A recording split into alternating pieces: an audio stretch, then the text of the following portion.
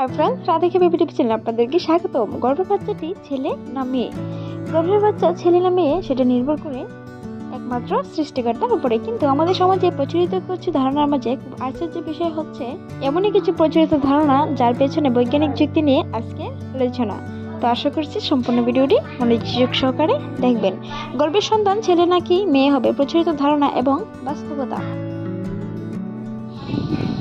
প্রচলিত ধারণা: পেট নিচের দিকে ঝুলে থাকলে বুঝতে হবে ছেলে, আর যদি মাঝের দিকে বা উপরের দিকে মোটা হয় তাহলে মেয়ে হবে।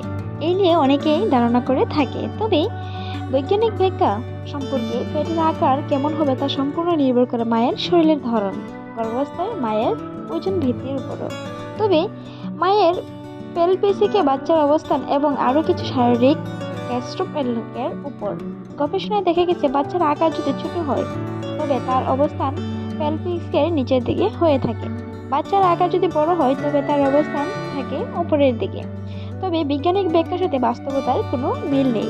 প্রথমবার গর্ভধারণে মায়ের পাকস্থলী এবং মাংসপেশি অনেকটা দৃঢ় হয়ে থাকে, ফলে প্রথমবার সন্তান ধারণে শিশু উপরের দিকে থাকতে পারে।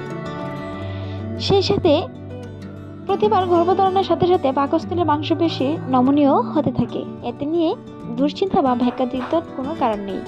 এতে পরের গর্ভধারণের বাচ্চার অবস্থান নিচের দিকে নেমে আসতে পারে। প্রচলিত ধারণা: হৃদস্পন্দন যদি 140 BM এর বেশি অবস্থান সমান হয় তাহলে শিশুটি মেয়ে হবে। তবে আর যদি হৃদস্পন্দনের রেট 140 BM এর কম হয় তাহলে গর্ভস্থ শিশুটি ছেলে হবে। একে হার্টবিটও বলে থাকে। বৈজ্ঞানিক ব্যাখ্যা: প্রথম সেমিস্টার বাচ্চার লিঙ্গ হার্ট রেটের উপর কোনো প্রভাব ফেলে না। তবে পঞ্চম সপ্তাহ পর্যন্ত গর্ভে শিশুর হার্ট রেট থাকে অনেকটা মায়ের কাছাকাছি 80 থেকে 85 BM এর মতো। নবম সপ্তাহ পর্যন্ত তা বাড়তে থাকে এবং 170 থেকে 200 BM পর্যন্ত পৌঁছাতে পারে। এরপর তা কমে গর্ভাবস্থার মাঝামাঝি সময়ে 120 থেকে 160 BM হয়ে থাকে।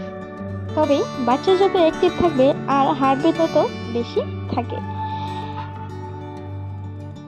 তবে 1999 সালে করা এক গবেষণায় দেখা গেছে ঠিক প্রসবের আগে মেয়ের হার্টবিট ছেলে শিশুর চাইতে বেশি থাকে, যেটা আগের তুলনায় অনেকটাই বেশি হয়ে থাকে। প্রচলিত ধারণা: মায়ের যদি মিষ্টি বা চিনিযুক্ত খাবার খাওয়ার ইচ্ছে হয় তাহলে মেয়ে হবে।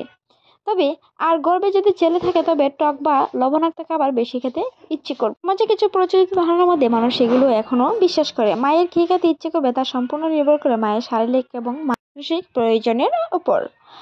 তাছাড়াও মায়ের কোনো পুষ্টি ঘাটতি হলে তা পুষিয়ে নেওয়ার জন্য কিছু কিছু খাবারের প্রতি আকর্ষণ বেড়ে যেতে পারে। এটা অনেকেই বাস বলেও গ্রামে প্রচলিত হয়ে থাকে। এছাড়াও গর্ভাবস্থার মায়ের অতিরিক্ত গন্ধশ্রবণ হয়ে ওঠা মায়ের খাদ্যাভ্যাসের স্বাভাবিক পরিবর্তন আসতে পারে।